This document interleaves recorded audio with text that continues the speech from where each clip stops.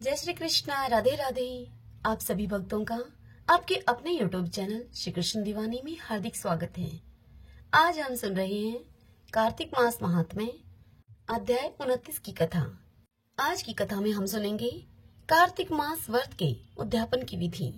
तो आइए सर्वप्रथम भगवान का स्मरण करते हुए सभी बोलिए ओम नमो भगवते वासुदेवाय। ओम श्री राधा कृष्णाभ्याम नमो नमः। देव ऋषि नारद जी से इतनी कथाएं सुनने के बाद राजा पृथु ने महर्षि नारद जी से हाथ जोड़कर इस प्रकार से कहा कि हे मुनिवर, अब आप कार्तिक मास व्रत के उद्यापन की विधि बताने की कृपा कीजिए। इस पर नारद जी राजा पृथु से बोले कि हे राजन, कार्तिक मास के शुक्ल पक्ष की चतुर्दशी को कार्तिक मास के व्रत की पूर्णता के लिए उद्यापन करना चाहिए। पूरे घर में गोबर का चौका लगाकर तुलसी के ऊपर मंडप बनाएं और द्वारों पर मिट्टी के 4 द्वारपाल, जिनके नाम हैं पुण्यशील, सुशील, जय तथा विजय हों, उनको स्थापित करके फिर तुलसी के समीप सर्वतोभद्र चक्र बनाकर उसके समीप पंचरत्न युक्त कलश की स्थापना करें। श्री लक्ष्मी नारायण जी की सोने की मूर्ति बीच में रखकर फिर नवग्रह, उपग्रह, 10 दिक्पाल तथा 5 लोकपाल आदि स्थापित करें। इसके बाद सबसे पहले स्वस्ति वाचन करके गणेश जी और विष्णु जी आदि देवताओं का षोडशोपचार पूजन करें। भगवान को पीले रंग की सुंदर पोशाक चढ़ावें और शैया दान करें और उसके बाद ब्राह्मण को भोजन दें और गाय की पूजा करके गौदान करें। एक ब्राह्मण को पत्नी के सहित भोजन कराएं और दोनों को वस्त्र दान करें तथा दंडवत प्रणाम करके उनका आशीर्वाद ग्रहण करें। ये महाराज पृथु, श्रद्धा पूर्वक यह सभी कार्य करने से व्रत का पूर्ण फल प्राप्त होता है और अंत में विष्णु लोक की प्राप्ति होती है। इतना ही नहीं, हे राजन, जो व्यक्ति इस व्रत को कहता, सुनता अथवा करते हुए देखता है, उसे भी चौथाई फल की प्राप्ति होती है। श्रीमन नारायण नारायण हरि हरि, भजमन नारायण नारायण हरि हरि। सभी बोलिए विष्णु भगवान की जय। ओम नमो भगवते वासुदेवाय। आइए भगत जनों, अब हम कार्तिक स्नान की पुण्यदायिनी 5 कथाएं सुनते हैं। सबसे पहले बैकुंठ चतुर्दशी की कथा। पूर्व काल की बात है, अवंतीपुरी में धनेश्वर नाम का एक ब्राह्मण रहता था। वह ब्राह्मण उचित कर्म से भ्रष्ट, पापरायण और खोटी बुद्धि वाला था। रस, कंबल और चमड़ा आदि बेचकर तथा झूठ बोलकर वह अपनी जीविका चलाता था। उसका मन चोरी, वैश्यागमन, मदिरापान और जुए आदि में सदा ही आसक्त रहता था। एक बार वह खरीद बिक्री के काम से देश देशांतर में भ्रमण करता हुआ महिष्मतीपुरी में जा पहुंचा, जिसकी 4 दीवारियों से सटकर बहने वाली पाप नाशनी नर्मदा नदी सदा ही सुशोभित होती रहती है। वहां कार्तिक का व्रत करने वाले बहुत से मनुष्य अनेक गांवों से स्नान करने के लिए आए थे। धनेश्वर ने उन सभी को देखा। कितने ही ब्राह्मण स्नान करके यज्ञ और देव पूजन में लगे हुए थे। कुछ लोग पुराणों का पाठ करते और कुछ लोग उन्हें सुनते थे। कितने ही भक्त नाच गान, दान और वाद के द्वारा भगवान विष्णु की स्तुति में संलग्न थे। धनेश्वर प्रतिदिन घूम घूम कर वैष्णवों के दर्शन करता, उनका स्पर्श पाता और उनसे वार्तालाप करता था। इससे उसे श्री विष्णु के नाम सुनने का शुभ अवसर प्राप्त होता था। इस प्रकार वह 1 मास तक वहां टिका रहा। कार्तिक व्रत के उद्यापन में भक्त पुरुषों ने जो श्री हरि के समीप जागरण किया, धनेश्वर ने उस जागरण को भी देखा। उसके बाद पूर्णिमा को व्रत करने वाले मनुष्यों ने जो ब्राह्मणों और गौओं का पूजन आदि किया तथा दक्षिणा और भोजन आदि दिए, उन सभी का उसने अवलोकन किया, यानी कि उस सब को देखते हुए उसने अपना मंथन किया। तत्पश्चात सूर्यास्त के समय श्री शंकर जी की प्रसन्नता के लिए दीप उत्सर्ग की विधि की गई। उस पर भी धनेश्वर की दृष्टि पड़ी। उस तिथि को भगवान शंकर ने तीनों पुरों का दाह किया था। इसीलिए भक्त पुरुष उस दिन दीपोत्सर्ग का महान उत्सव किया करते हैं। इस कथा को सुनाते हुए भगवान श्री कृष्ण सत्यभामा से कह रहे हैं कि हे सत्यभामा, जो मुझ में और भगवान शिव में भेद बुद्धि करता है, उसके सारे पुण्य कर्म निष्फल हो जाते हैं। धनेश्वर नर्मदा नदी के तट पर नृत्य आदि देखता हुआ वहां पर घूम रहा था। इतने में ही एक काले सांप ने उसे काट लिया। वह अब व्याकुल होकर पृथ्वी पर गिर पड़ा। उसे गिरा हुआ देखकर बहुत से मनुष्यों ने दयावश उसको चारों ओर से घेर लिया और तुलसी मिश्रित जल के द्वारा उसके मुख पर छींटे देना अब आरंभ किया। धनेश्वर के देह त्याग के पश्चात यमराज के दूतों ने उसे बांधा और क्रोधपूर्वक कोड़ों से पीटते हुए वे उसे सैमनीपुरी को ले गए। चित्रगुप्त ने धनेश्वर को देखकर उसे बहुत फटकारा और उसने बचपन से लेकर मृत्यु पर्यंत जितने भी दुष्कर्म किए थे वे सब उन्होंने यमराज को बताए। चित्रगुप्त यमराज से बोले कि हे प्रभु, बचपन से लेकर मृत्यु पर्यंत इसका कोई पुण्य नहीं दिखाई देता। यह दुष्ट केवल पाप का मूर्तिमान स्वरूप दिख पड़ता है, अतः इसे कल्प भर नरक में पकाया जाए। यह सुनकर यमराज बोले कि हे प्रेतराज, केवल पापों पर ही दृष्टि रखने वाले इस दुष्ट को मुदगरों से पीटते हुए लेकर जाओ और तुरंत ही कुंभीपाक नरक में इसे डाल दो। अब यमराज की आज्ञा पाकर प्रेतराज उस पापी धनेश्वर को लेकर चला। मुदगरों की मार से उसका मस्तक विदीर्ण हो गया था। कुंभीपाक नरक में तेल के खोलने का खलखल का शब्द हो रहा था। तब प्रेतराज ने उसे तुरंत ही उसमें डाल दिया। वह ज्यों ही कुंभीपाक में गिरा त्यों ही उसका तेल अब ठंडा हो गया, ठीक उसी तरह से जैसे कि पूर्व काल में भक्त परवर प्रहलाद को डालने से दैत्यों की जलाई हुई आग बुझ गई थी। यह महान आश्चर्य की बात देखकर प्रेतराज को बड़ा ही विस्मय हुआ। उसने बड़े वेग से आकर यह सारा हाल यमराज को कह सुनाया। अब जब यमराज ने प्रेतराज की कही हुई कौतूहल पूर्ण बात सुनी, तब यमराज ने कहा कि ओह, यह कैसी बात है। फिर उसे साथ में लेकर वे उस स्थान पर आए और उस घटना पर स्वयं विचार करने लगे। इतने में ही देवऋषि नारद जी हंसते हुए बड़ी उतावली के साथ वहां पर आए। राज ने नारद जी को आया हुआ देखकर उनका भलीभांति पूजन किया और फिर उनसे मिलकर देवऋषि नारद जी ने यमराज से इस प्रकार कहा। नारद जी यमराज से बोले कि हे सूर्य नंदन, यह नरक भोगने के योग्य नहीं है, क्योंकि इसके द्वारा एक ऐसा कर्म बन गया है जो नरक का नाश करने वाला है। जो पुरुष पुण्य कर्म करने वाले लोगों का दर्शन, स्पर्श और उनके साथ वार्तालाप करता है, वह उनके पुण्य का छठांश प्राप्त कर लेता है। यह तो 1 मास तक श्री हरि के कार्तिक व्रत का अनुष्ठान करने वाले असंख्य मनुष्यों के संपर्क में रहा है, अतः उन सबके पुण्यांश का भागी बन गया है। उनकी सेवा करने के कारण इसे संपूर्ण व्रत का पुण्य प्राप्त हुआ है, अतः इसके कार्तिक व्रत से उत्पन्न होने वाले पुण्यों की कोई गिनती नहीं। कार्तिक व्रत करने वाले पुरुषों के बड़े से बड़े पातकों का भी भक्त वत्सल श्री विष्णु भगवान पूर्ण रूप से नाश कर डालते हैं। और इतना ही नहीं, अंतकाल में वैष्णव पुरुषों ने तुलसी मिश्रित नर्मदा के जल से इसको नहलाया भी है और इसके अंत समय में इसे श्री विष्णु भगवान के नाम का श्रवण भी कराया है। इसीलिए इसके समस्त पाप अब नष्ट हो गए हैं। अब धनेश्वर उत्तम गति को प्राप्त करने का अधिकारी हो गया है। यह वैष्णव पुरुषों का कृपा पात्र है, इसलिए इसे नरक में न पकाओ। इसको अनिच्छा से पुण्य प्राप्त हुआ है, इसीलिए यह यक्ष योनि में रहे और संपूर्ण नरकों के दर्शन मात्र से अपने पापों का भोग पूरा कर ले। भगवान श्री कृष्ण आगे सत्यभामा को इस कथा को सुनाते हुए कहते हैं कि हे प्रिय, इस प्रकार से देवऋषि नारद जी यह कहकर वहां से चले गए और फिर यमराज अपने सेवकों के द्वारा उस ब्राह्मण को संपूर्ण नरकों का दर्शन कराने के लिए वहां से ले गए। इसके बाद यम की आज्ञा का पालन करने वाला प्रेतराज धनेश्वर को संपूर्ण नरकों के पास ले गया और उन सभी नरकों का अवलोकन कराता हुआ धनेश्वर को उसने सभी विस्तार पूर्वक बतलाया कि क्यों और किस कारण से किस नरक की प्राप्ति होती है। और फिर अंत में कहने लगा कि हे धनेश्वर, तुम्हें कार्तिक व्रत करने वाले पुरुषों का संसर्ग प्राप्त हो चुका था, इसीलिए अधिक पुण्य राशि का संचय हो जाने से नरकों के कष्ट से तुम्हें छुटकारा मिल गया। इस कथा को सुनाते हुए भगवान श्री कृष्ण सत्यभामा से कहते हैं कि हे सत्यभामा, इस प्रकार प्रेतराज धनेश्वर को नरकों का दर्शन कराकर उसे यक्षलोक में ले गया तथा वहां जाकर वह धनेश्वर यक्ष हुआ। श्रीमन नारायण नारायण हरि हरि, भजमन नारायण नारायण हरि हरि। एक समय राजा परीक्षित ने महात्मा व्यास जी से पूछा कि हे भगवान, आपने हमें कार्तिक मास की कथा सुनाई, लेकिन एकादशी से लेकर पूर्णिमा तक इन 5 दिनों को भीष्म पंचक के नाम से क्यों कहा जाता है? इस संबंध में हम जानना चाहते हैं। और इन 5 दिनों के व्रत करने वाले को क्या लाभ होता है, यह भी बताइए।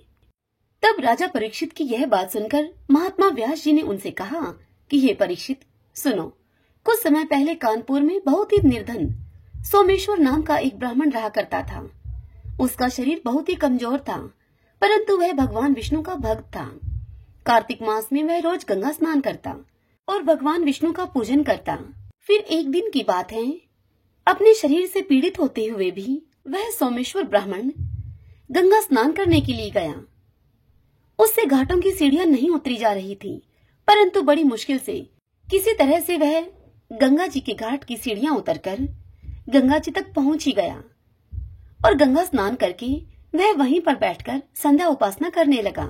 तब अपने भक्त की भक्ति से प्रसन्न होकर भगवान विष्णु एक वृद्ध ब्राह्मण का रूप धारण करके अपने भक्त पर कृपा करने के लिए उसके पास आकर बैठ गए। जब सोमेश्वर ब्राह्मण की संध्या उपासना पूरी हो गई और उसने अपने नेत्र खोले तो अपने समीप ही एक वृद्ध ब्राह्मण को बैठे हुए पाया।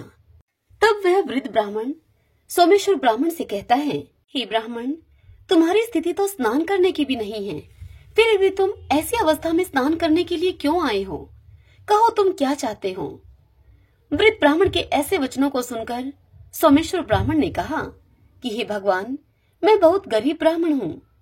इसी से लोगों में मैं अपमानित हूँ और तकलीफ पाता हूँ। इसी कारण से मैं हमेशा परेशान भी रहता हूँ। यदि आप कोई उपाय बता सकते हो तो मैं आपके अपने ऊपर यह दया समझूंगा।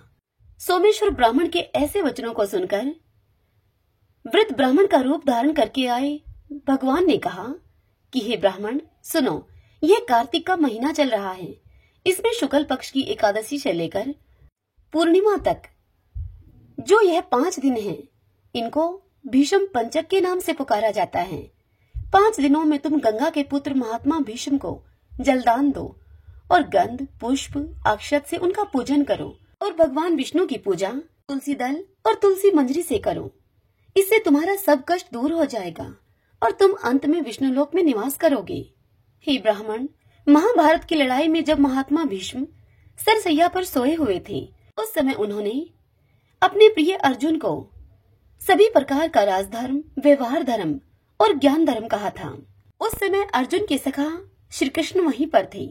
जब भीष्म से कृष्ण ने कहा कि हे पितामह, जो मनुष्य कार्तिक माह के शुक्ल पक्ष की एकादशी से लेकर पूर्णिमा तक तुम्हारे नाम से जल देगा और आपकी पूजा करेगा, वह पूजा मैं स्वीकार करूंगा और उसके सभी कष्ट दूर करूंगा। अतः हे ब्राह्मण, तू इस भीष्म पंचक में महात्मा भीष्म का पूजन कर। इसके करने से तेरे सभी कष्ट दूर हो जाएंगे।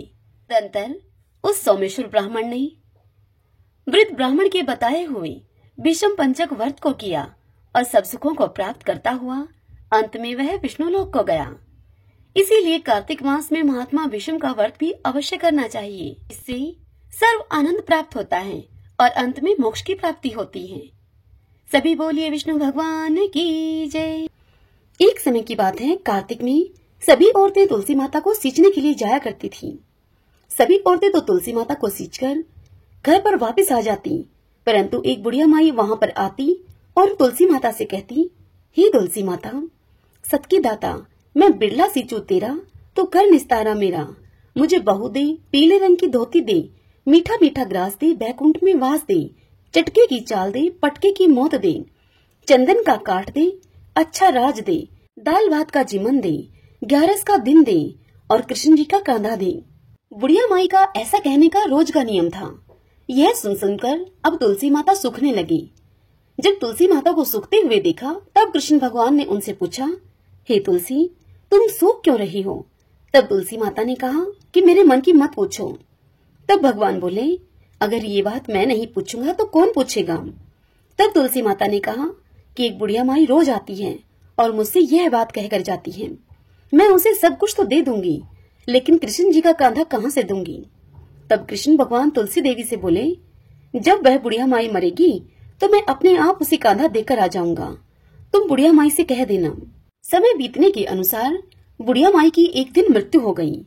जब गांव वाले सभी इकट्ठे हुए और उसको लेकर जाने लगे तो वह इतनी भारी हो गई कि किसी से भी वह नहीं उठी।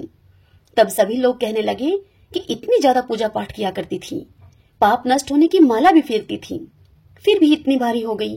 तभी कृष्ण भगवान बूढ़े ब्राह्मण का वेश धारण करके वहां पर आए और सभी से पूछने लगे कि यह कैसी भीड़ है भाई। तब आदमी कहने लगे कि यह बुढ़िया माई मर गई है, पापिनी थी, इसीलिए यह किसी से उठती भी नहीं है। तब भगवान ने कहा कि मुझे इसके पास जाने दो, मेरे को इसके कान में एक बात कहनी है, तब यह आसानी से उठ जाएगी। फिर कृष्ण भगवान ने बुढ़िया माई के पास जाकर उसके कान में कुछ ऐसा कहा, बुढ़िया माई, मन की निकाल ले, पीताम्बर की धोती ले, मीठा मीठा ग्रास ले, बैकुंठ का वास ले, चटक की चाल ले, चंदन का काठ ले, झालर की झनकार ले, दाल भात का जीवन ले और कृष्ण जी का कांधा ले। यह बात सुनकर बुढ़िया माई हल्की हो गई। उसे भगवान श्री कृष्ण अपने कांधे पर ले गए। अंत में उस बुढ़िया माई को मुक्ति मिल गई। हे तुलसी माता, जैसी मुक्ति बुढ़िया माई की करी वैसी ही हमारी भी करना, और जैसे भगवान ने उसे कांधा दिया वैसे ही हमें भी देना। इस कथा को कहते सुनते हुंकारा भरते सभी पर अपनी कृपा करना। किसी गांव में एक सेठ सेठानी रहते थे। घर में धन धान्य की उनके किसी प्रकार की कोई कमी नहीं थी। वे दोनों पति पत्नी पीपल देव की नितनेम से पूजा किया करते थे। वे दोनों पीपल सींचने के लिए 5 कोस दूर जाया करते थे। समय अब बीतता चला गया, लेकिन उनका यह नियम नहीं बदला। वह दोनों अब वृद्ध हो गए थे। उम्र बढ़ने के कारण अब वह पीपल सींचकर जब घर पर आते तो बहुत ही थक जाते, और फिर घर आने के बाद उनसे कुछ काम भी नहीं हो पाता था। एक दिन सेठानी अपने पति से कहती है कि पीपल सींचकर आने के बाद इतनी थकान हो जाती है कि मैं घर का काम भी भली भांति नहीं कर पाती हूँ, जिससे कि घर का काम करने में मुझे देरी हो जाती है। अगर हमारे कोई संतान होती तो वह घर का काम कर लेती। सेठ जी तो पहले से ही मन संतान न होने के कारण बड़े दुखी रहते थे, किंतु सेठानी से इस विषय में वह कुछ कह नहीं पाते थे। लेकिन उनको बात यह खाई जाती थी कि हमारे जाने के बाद इस कारोबार का कौन मालिक होगा, इस कारोबार को कौन संभालेगा। अब आज सेठानी की बात को सुनकर वह भी अत्यधिक दुखी हो गए। सेठ जी की चिंता और अधिक बढ़ गई। सेठ जी को इस प्रकार चिंता में डूबा हुआ देखकर एक दिन सेठानी ने दाई को अपने घर पर बुलाया और उससे कहा कि तुम सेठ जी से जाकर कह दो कि मैं मां बनने वाली हूँ, और यही बात गांव में हर जगह फैला दो। गांव के लोगों की औरतों को भी कह दो। अगर तुम ऐसा करोगी तो मैं तुम्हें बहुत अधिक धन दूंगी और 9 लखा हार भी दूंगी। दाई सेठानी की बात को सुनकर लालच में आ गई, और फिर दाई ने वैसा ही किया जैसा कि सेठानी ने उसे करने के लिए कहा था।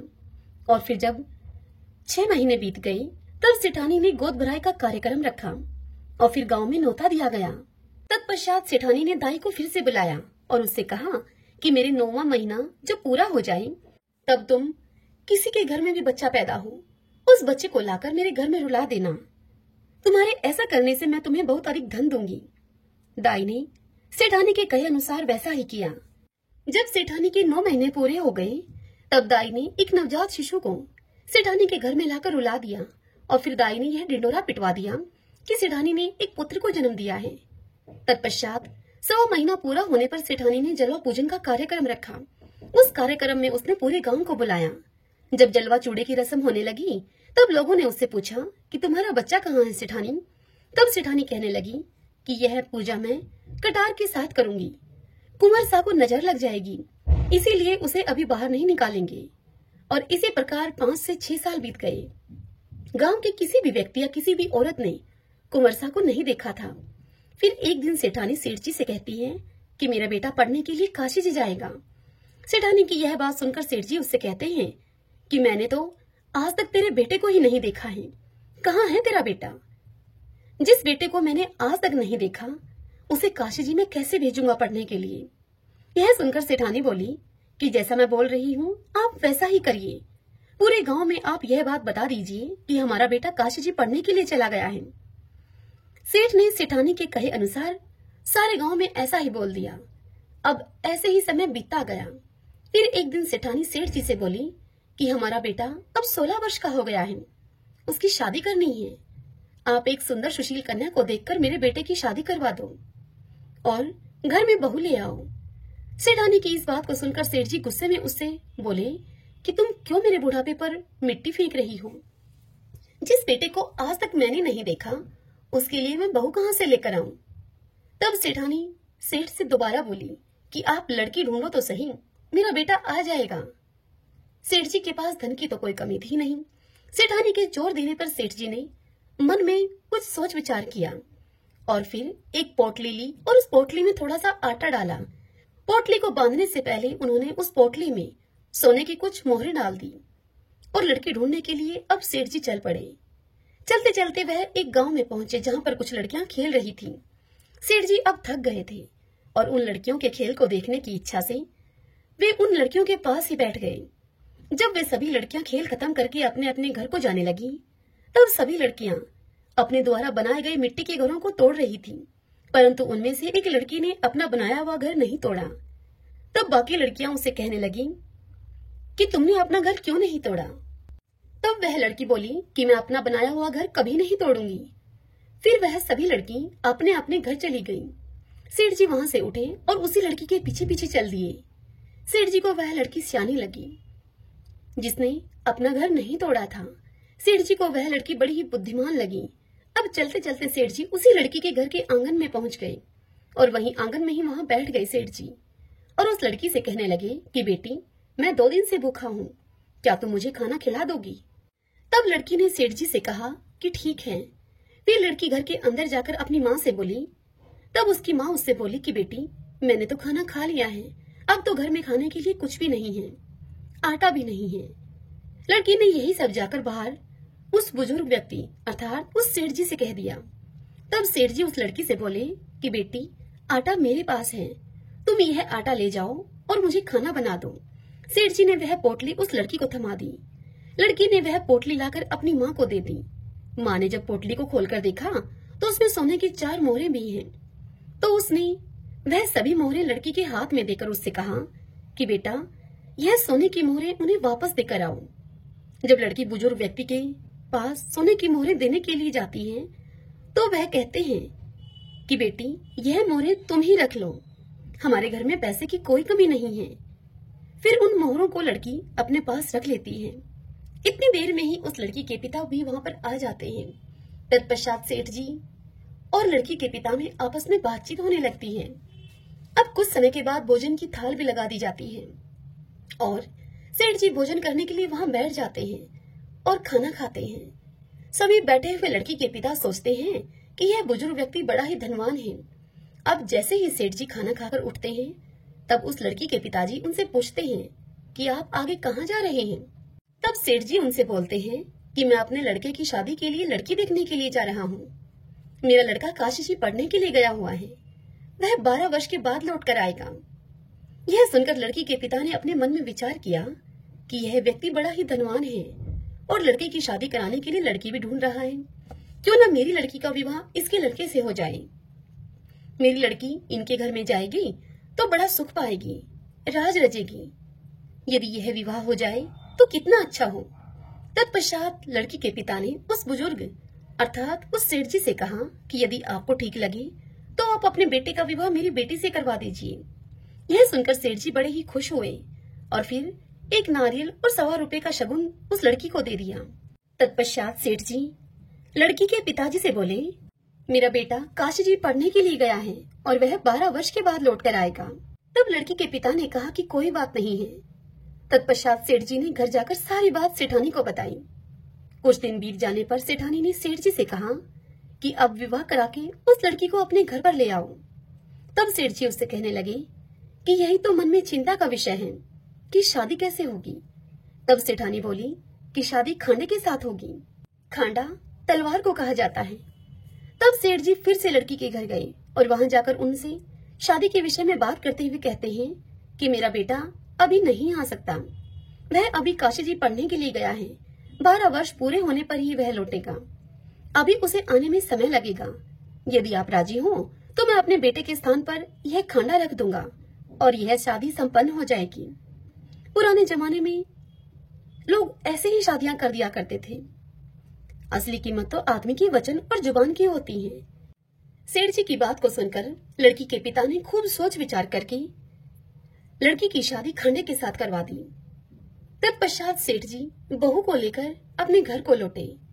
सेठानी बहू को देखकर बड़ी खुश हुई, फूली न समाई। जब सेठ सेठानी पीपल सींचने के लिए जाते तो बहू पीछे से इस घर का सारा काम निपटा लेती और सेठ सेठानी के घर वापस आने पर वह बहू उनके लिए खाना बनाकर तैयार रखती थी और फिर उनके लिए खाना परोसती। तत्पश्चात वह बहू अपनी सास के पैरों की खूब मालिश करती और उनकी खूब सेवा करती और प्रेम के साथ उनके साथ उस घर में रहती।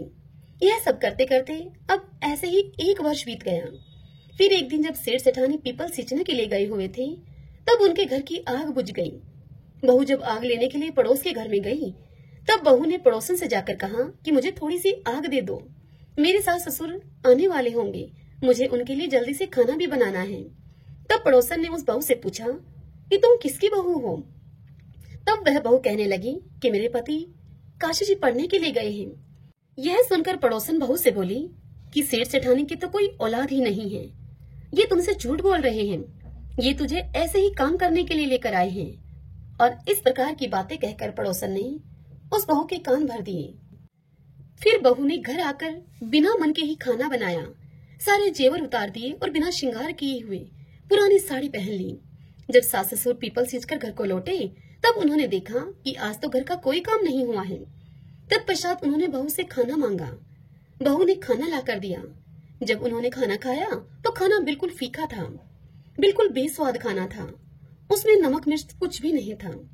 तब उन्होंने बहू से पूछा कि बहू आज क्या बात है? बहू आज खाना बिल्कुल फीका सा है। तब बहू ने उत्तर दिया कि आपको तो आज ही खाना फीका मिला है, मेरी तो पूरी जिंदगी ही फीकी है। तब सेठानी पूरी बात समझ गई कि आज इसके किसी ने कान भरे हैं, सब कुछ इसको बता दिया है। अब सेठानी सारी बात देखते समझते हुए चुप रहती है। फिर दूसरे दिन सेठ सेठानी पीपल सींचने के लिए जाने लगते हैं। तब बहू कहती है कि आपने मुझे 6 कोठों की तो चाबी दे रखी है, 7वें कोठे की चाबी मुझे क्यों नहीं दी है? मैं कौन सी बहू हूँ आपकी? तब सेठानी उससे बोली कि नहीं बेटा, ऐसी बात नहीं है, मैंने तो ऐसे ही यह चाबी तुम्हें नहीं दी थी। और फिर सेठानी 7वें कोठे की चाबी भी बहू को दे देती है और बहू को पड़ोसन से बात करने के लिए मना करती है। और फिर वह दोनों पीपल सींचने के लिए चले जाते हैं।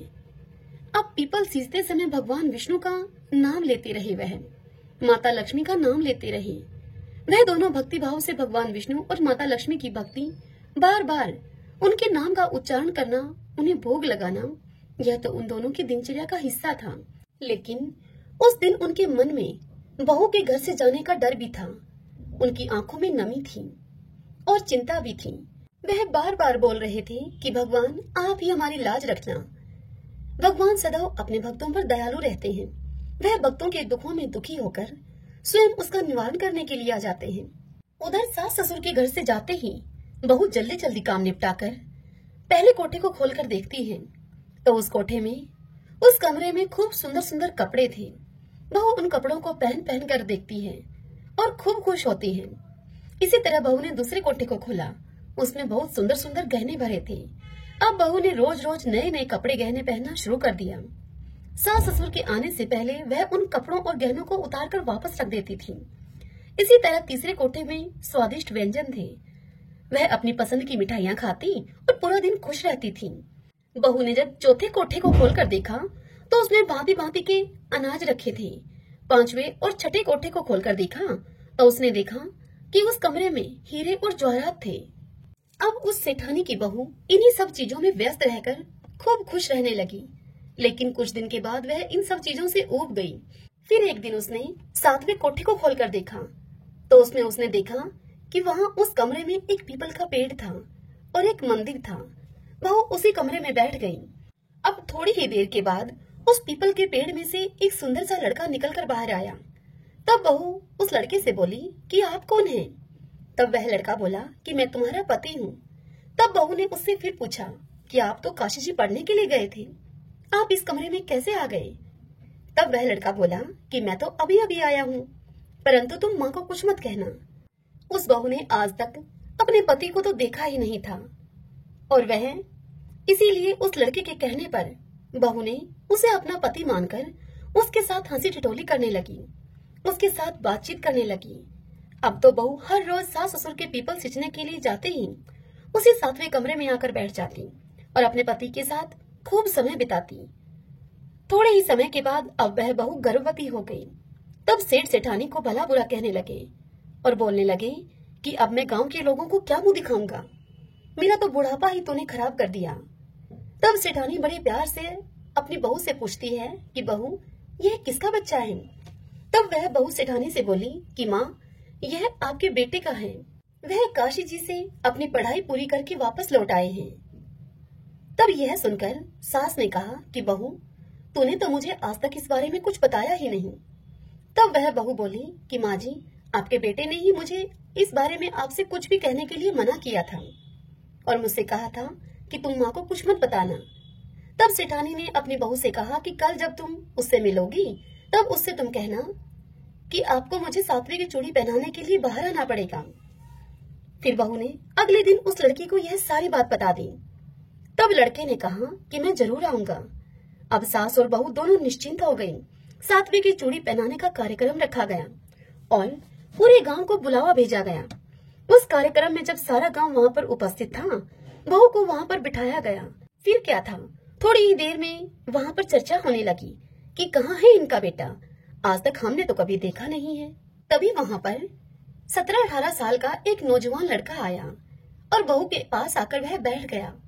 गांव के सभी लोग उसे देखकर चौंक गए और उसे टकटकी लगाकर देखते ही रह गए और फिर कहने लगे कि यह लड़का तो कितना सुंदर है, यही कारण है कि सेठानी इसे छिपाकर रखती थी। तत्पश्चात कार्यक्रम जब पूरा हुआ, वह लड़का वापस जाने लगा। तब बहू ने उससे कहा कि आप कहाँ जा रहे हैं? तब वह लड़का बोला कि मुझे जाना पड़ेगा। जैसे ही वह लड़का सातवें कमरे में गया, बहू उसके पीछे पीछे गई। वह लड़का पीपल के पास पहुंचकर जैसे ही सांप की केचुली पहनने लगा, तब उस बहू ने तुरंत ही उस केचुली में आग लगा दी। आग लगने से लड़के के शरीर में अब जलन होने लगी। बहू ने लड़के के शरीर पर दूध डालकर उसकी जलन को शांत किया। फिर वह लड़का, बहू और सेठ सेठानी मिलकर एक साथ एक ही घर में रहने लगे। इस तरह उस लड़की के तेज भाग्य से सेठ सेठानी को अपना बेटा मिल गया। हे मेरे पीपल देवता, जैसी कृपा आपने उस लड़की और सेठ सेठानी पर की, वैसी ही कृपा आपकी यह कथा जो भी कहे, सुने, सुनाए और ओंकारा भरे, उन सब पर करना। तपसी लपसी की कहानी। तपसी था, एक लपसी था। तपसी तो भगवान की तपस्या करता था और लपसी सवासीर की लापसी बनाकर भगवान को भोग लगाता और लोटा हिलाकर जीम लेता था। एक दिन दोनों लड़ने लगे। लपसी बोला कि मैं बड़ा हूँ, तपसी बोला मैं बड़ा हूँ। इतने में ही नारद जी वहाँ पर आ गए और उनसे पूछने लगे कि तुम क्यों लड़ रहे हो? तब लपसी ने कहा कि मैं बड़ा हूँ और तपसी ने कहा मैं बड़ा हूँ। तपसी बोला कि मैं तो सारे दिन भगवान की पूजा करता हूँ। यह सुनकर नारद जी बोले कि मैं तुम्हारा फैसला कल कर दूंगा। दूसरे दिन तपसी नहा धोकर आ रहा था तो नारद जी ने 1.25 करोड़ की अंगूठी उसके आगे फेंक दी। जब तपसी ने यह देखा कि 1.25 करोड़ की अंगूठी उसके आगे पड़ी है, तो उसने वह झट से अंगूठी उठाकर अपने बगल के नीचे, घुटने के नीचे दबा ली और तपस्या करने लग गया। उधर लपसी सुबह उठकर नहा धोकर 1.25 सेर की लापसी बनाकर भगवान को भोग लगाकर लोटा हिलाकर अब जीवने लगा कि इतने में ही नारद जी वहां आ गए और फिर नारद जी ने दोनों को अपने पास बुलाकर बिठाया। तब दोनों ने पूछा कि बताइए महाराज, हम दोनों में से कौन बड़ा है? तब तपसी बोला कि मैं बड़ा हूँ। तब नारद जी ने कहा कि तू हाथ उठा। हाथ उठाया तो 1.25 करोड़ की अंगूठी निकली। तब नारद जी तपसी से बोले कि ये अंगूठी तो तब से तुमने चुराई है, इसीलिए तुम्हारी तपस्या अब भंग हो गई, इसीलिए अब लपसी बड़ा है। तपसी बोला कि महाराज, मेरी तपस्या का फल मुझे कैसे मिलेगा? तब नारद जी उसे बोले कि तेरी तपस्या का फल कार्तिक नहाने वाले तुझे देंगी। सभी कथा कहानियों को कहकर तेरी कहानी ना कहेंगी तो कार्तिक का फल उनका खत्म हो जाएगा और वह पुण्य फल तुझे मिलेगा। सभी बोलिए कार्तिक भगवान की जय। ओम नमो भगवते वासुदेवाय। आइए भगतजनों, तुलसी चालीसा का श्रवण करते हैं। जय जय तुलसी भगवती सत्यवती सुखदानी, नमो नमो हरि प्रियसी श्री विंदा गुण खानी।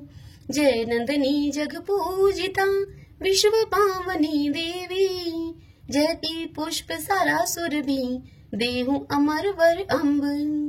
श्री हरि शीश विराजनी देहु अमर वर अम्ब, जनहित हे वृंदावनी अब जन करहूँ विलंब। धन्य धन्य श्री तुलसी माता महिमा आगम सदा श्रुति गाता। हरि के प्राण हूँ से तुम प्यारी हर ही हेतु किन हो तप भारी। जब प्रसन्न हव दर्शन दीनो तब कर जोरी विनय अस कीनो। हे भगवन कंत मम हो दीन जाने जन छाड़ हो छोहू। सुनि लक्ष्मी तुलसी की बानी दिन हो शाप क्रोध पर आनी। अस अयोग्य वर मांगन हारी हो विटप तुम जड़ तनु धारी। सुनी तुलसी शाप योति धामा करहूँ बास तो नीचन धामा। दियो वचन हरि तब तत्काला सुनहु सुमुख जन हो बिहाला। समय पाई हव हो पति तोरा पूजी हो आस बचन सत्य मोरा। तब गोकुल में गोप सुदामा तासु भई तुलसी तू बामा। कृष्ण रास लीला के माही राधे शकियो प्रेम लखिनाही। दिया शाप तुलसी तत्काला नर लोकहि तुम जन्म बाला। भयो गोप वह दानव राजा शंख चूड़ नामक सिर ताजा। तुलसी भई तासु की नारी परम सती गुण रूप अगारी। असद्व कल्प गीत जब गयो कल्प तृतीय जन्म तब भयो। वृंदा नाम भयो तुलसी को असुर जलंधर नाम पति को।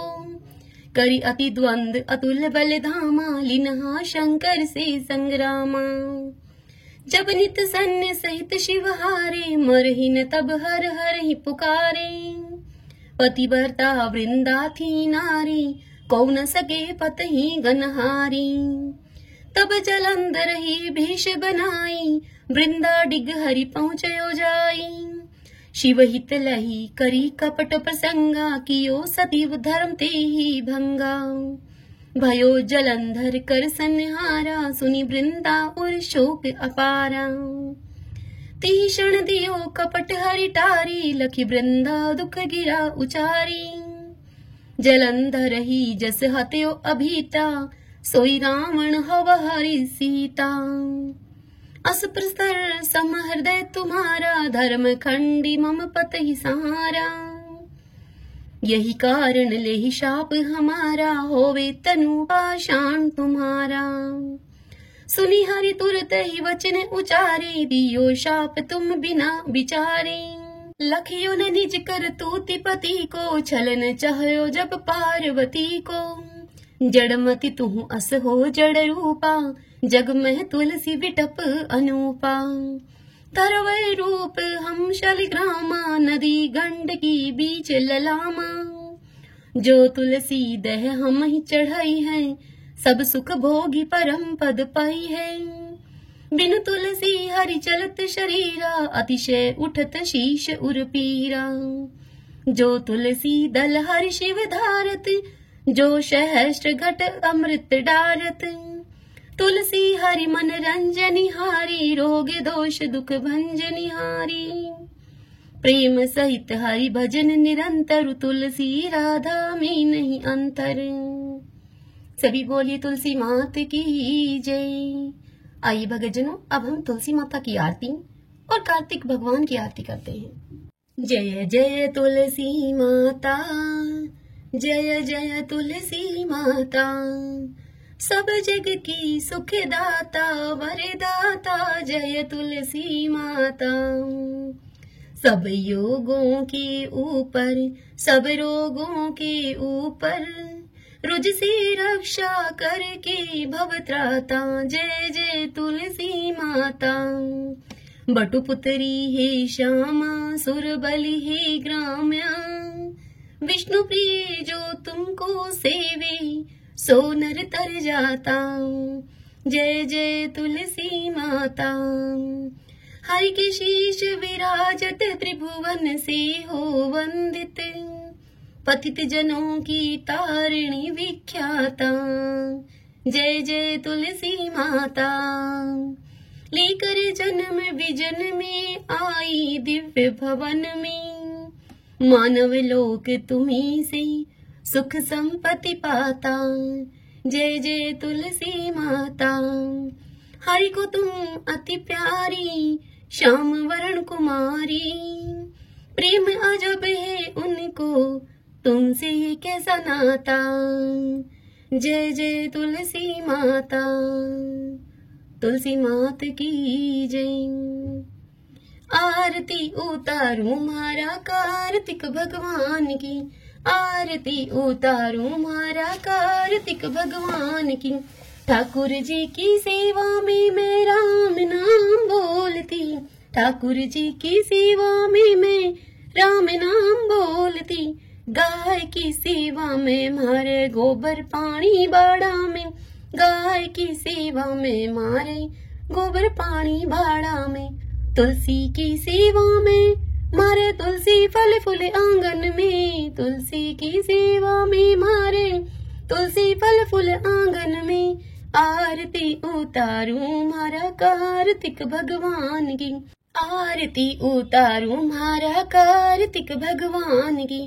ठाकुर जी की सेवा में मैं गंगा जल से नहावती, ठाकुर जी की सेवा में मैं गंगा जल से नहावती। गाय की सेवा में मारे दूध दही बिलोना में, गाय की सेवा में मारे दूध दही बिलोना में। तुलसी जी की सेवा में मारे बरकत है घर आंगन में, तुलसी जी की सेवा में मारे बरकत है घर आंगन में। आरती उतारूं मारा कार्तिक भगवान की, आरती उतारूं मारा कार्तिक भगवान की। ठाकुर जी की सेवा में तिलक लगो मारे माथा में, ठाकुर जी की सेवा में तिलक लगो मारे माथा में। गाय की सेवा में मारे घी धरो है घिलड़ी में, गाय की सेवा में मारे घी धरो है घिलड़ी में। तुलसी जी की सेवा में मारे दीवा बाती क्यारा में, तुलसी जी की सेवा में मारे दीवा बाती क्यारा में। आरती उतारूं मारा कार्तिक भगवान की, आरती उतारूं मारा कार्तिक भगवान की। ठाकुर जी की सेवा में माखन मिश्री डोना में, ठाकुर जी की सेवा में माखन मिश्री डोना में। गाय की सेवा में मारे छाछरा पड़ी थाली में, गाय की सेवा में मारे छाछरा पड़ी थाली में। तुलसी जी की सेवा में मारे अखंड सुहाग साथ में, तुलसी जी की सेवा में मारे अखंड सुहाग साथ में। आरती उतारूं मारा कार्तिक भगवान की, आरती उतारूं मारा कार्तिक भगवान की। ठाकुर जी की सेवा में मैं नित उठ मंदिर जावती, ठाकुर जी की सेवा में मैं नित उठ मंदिर जावती। गाय की सेवा में मैं नित उठ के बुआरी लगावती, गाय की सेवा में मैं नित उठकर बुआरी लगावती।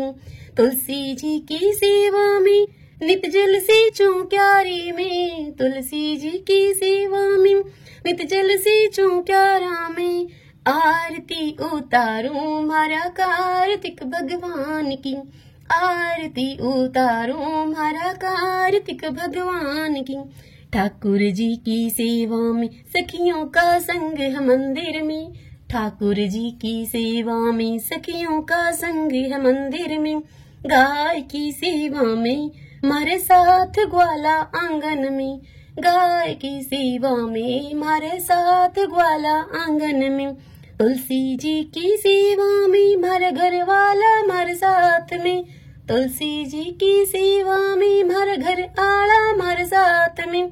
आरती उतारूं मारा कार्तिक भगवान की, आरती उतारूं मारा कार्तिक भगवान की। ठाकुर जी की सेवा में मैं तुलसी माला फेरती, ठाकुर जी की सेवा में मैं तुलसी माला फेरती। गाय की सेवा में मारे गले गलसरी सोना की, गाय की सेवा में मारे गले गलसरी सोना की। तुलसी जी की सेवा में मारे सिर पर चुंदड़ी लाल है, तुलसी जी की सेवा में मारे सिर पर चुंदड़ी लाल है। आरती उतारो मारा कार्तिक भगवान की, आरती उतारो मारा कार्तिक भगवान की। ठाकुर जी की सेवा में बैकुंठा में मैं जावती, ठाकुर जी की सेवा में मैं बैकुंठा में जावती। गाय की सेवा में मैं पापों से मुक्ति पावती, गाय की सेवा में मैं पापों से मुक्ति पावती। तुलसी जी की सेवा में सातों जन्म सुख पावती, तुलसी जी की सेवा से मैं सातों जन्म सुख पावती। आरती उतारूं मारा कार्तिक भगवान की, आरती उतारूं मारा कार्तिक भगवान की। सभी बोलिए कार्तिक भगवान की जय। ओम नमो भगवते वासुदेवाय, ओम श्री कृष्णाय नमो नमः।